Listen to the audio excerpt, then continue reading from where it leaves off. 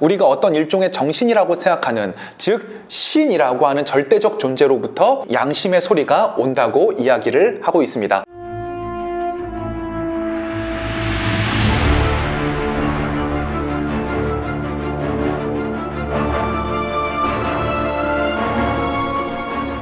오늘 영상의 주제는 여러분들께서 꽤 많은 호응을 보내주셨던 순전한 기독교 리뷰 2탄, 이 세상의 배후에는 보이지 않는 무언가가 있어 편을 보내드리도록 하겠습니다. 박수!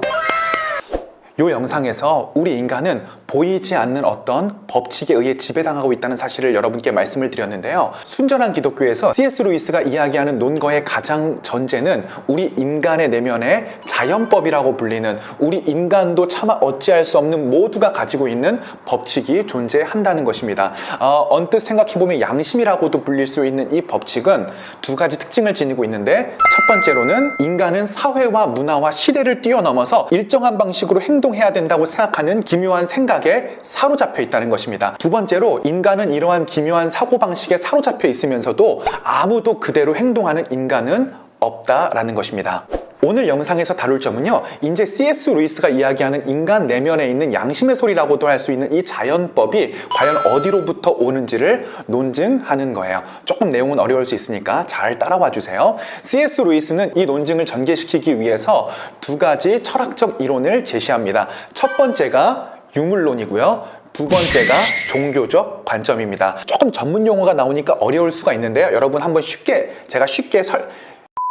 제가 책에 나와 있지 않지만 좀 쉽게 보충 설명을 드리자면, 유물론은요, 물자에 오직 유자를 사용하거든요. 그래서 오직 물질만 있다. 어떤 정신이나 영혼적인 작용보다는 그것을 부차적인 것으로 보고 물질을 1차적인 것으로 보며, 극단적으로는 영적이고 정신적인 것들은 없고 물질만 존재한다라고 보는 입장입니다. 저는 이제 이런 예를 많이 들곤 하는데, 우리가 모두 사랑이라는 감정을 느끼잖아요. 그런데 유물론에 따르면 사랑이라는 것은 뇌의 호르몬 작용에 의한 물질 작용에 불과하다고 생각을 하는 것입니다. 자, 두 번째로는 종교적 관점, 철학적으로는 약간 일종의 관념론이라고도 불릴 수 있는 관점인데요. 이 종교적 관점에 따르면 이 물질로 이루어진 우주에는 보이지는 않지만 이 우주 이면에 정신, 마인드와 비슷한 일정한 존재가 있으며, 이 정신과 같은 존재는 일정한 호불호를 가지고 있으며 또한 인격을 가지고 인간과 소통할 수 있다라고 보는 입장입니다.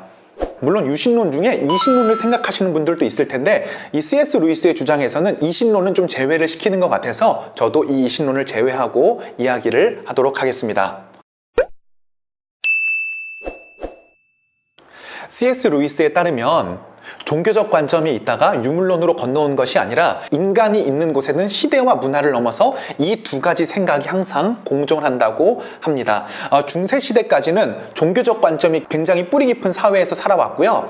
현재는 유물론이 우리 생각과 사상의 주류를 차지하는 시대에 우리가 살아가고 있습니다. 그런데 유물론이라는 것은 물질적인 것이 아니라 우리 인간의 내면을 살펴봤을 때에만 비로소 찾을 수 있는 법칙이기 때문에, C.S. 루이스는 유물론으로부터는, 물질로부터는 양심이나 자연법이 올 수는 없다라고 논거를 피고 있고요. 그러므로 남은 한 가지 방법은 우리가 어떤 일종의 정신이라고 생각하는, 즉 신이라고 하는 절대적 존재로부터 양심의 소리가 온다고 이야기를 하고 있습니다. 그런데 여기서 문제점이 한 가지 생깁니다. 만약에 신이라고 하는, 어떤 정신이라고 하는 절대적 존재로부터 이 양심, 제3의 목소리, 그러니까 자연법이 온다고 생각을 하면요, 분명히 우리에게 어떠한 선한 행동을 강조하는 이 신은 선한 존재일 것이고, 그러면 우리는 매일 이 선한 존재와 원수가 되어가며 살든가, 아니면 선한 존재의 말을 어기며 살아갈 수밖에 없는 극단적인 상황에 내몰리게 된다는 것이죠. 이 부분을 제가 책으로 한번 읽어드리도록 하겠습니다.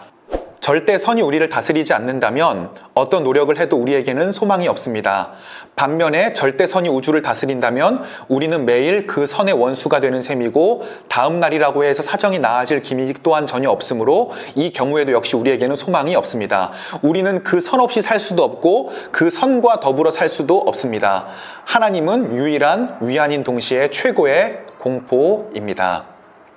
그러므로 순전한 기독교 66페이지까지의 내용을 요약하자면 인간은 누구나 우리에게 일정한 행동을 강요하는 도덕 법칙 속에 살고 있지만 아무도 그 법칙을 지키는 인간은 없으며 만약에 우리 내면에 그러한 법칙이 정말로 있다면 그 법칙은 물질로부터 올 수는 없으므로 이 세상에 어떠한 위대한 정신 혹은 신이라는 존재로부터 올 것이며 그 신이 만약에 우리에게 정말 도덕 법칙을 강요한다면 그 신은 선한 존재이기 때문에 우리는 날마다 그 선한 존재의 뜻대로 살지 못해 그 선한 존재와 날마다 원수가 되는 대척 지점에 서 있다라는 것입니다. 약간 내용이 어렵지만 여러분들이 순전한 기독교를 읽으시면서 혹은 이 영상 자체가 여러분에게 좀 도움이 되셨으면 좋겠고요. 저는 내일 영상으로 또 찾아오도록 하겠습니다. 행복한 주일 되시고요.